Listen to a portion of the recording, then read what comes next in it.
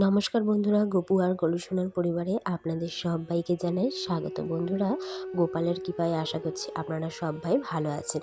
তো আমি এখন সকাল সকাল একটা থালার মধ্যে সমস্ত ফুলগুলো ঢেলে নিচ্ছি, কারণ গাছের থেকে তুলে নেওয়া হয়েছে। তো সেগুলো একসাথেই প্লাস্টিকের মধ্যে আর কি তোলা হয়েছে, সেগুলো আমি থালার মধ্যে গুছিয়ে নিচ্ছি।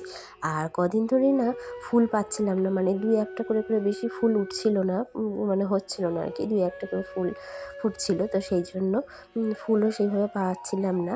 আর আজকে যা ফুল দেখলেন ওগুলো তো সব গাছেরই ফুল।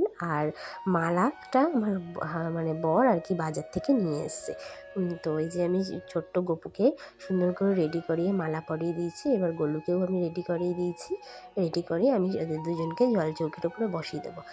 বন্ধুরা, কদিন ধরেই ভাবছিলাম যে একটু মার্কেটে যাব, কারণ আমার গপু আর গলুর জন্য দুর্গাপুজো উপলক্ষে কিছু কিনবো, তাই জন্য। তো যাওয়া হচ্ছে না, আমার এতটা ঠান্ডা লেগে গেছে বলে। তো দু একদিনের মধ্যে আশা করছি ঠিক হয়ে যাব, তারপর আমি যাব, ওদের ড্রেস কিনে নিয়ে আসবো। আর সামনে তো শীতকালও চলে আসছে। তো শীতকালে আমার ছোট্ট গপু কিন্তু আমার আগের বারে ছিল শীতে। তো তখন আমি ওকে সব মানে ওর শীতের ড্রেস পোশাক সবই রয়েছে, টুপি টুপি সব রয়েছে। কিন্তু আমার গোলু তো তখন এসেছিলো, তখন গরম ছিল, তখন শীত ছিল না।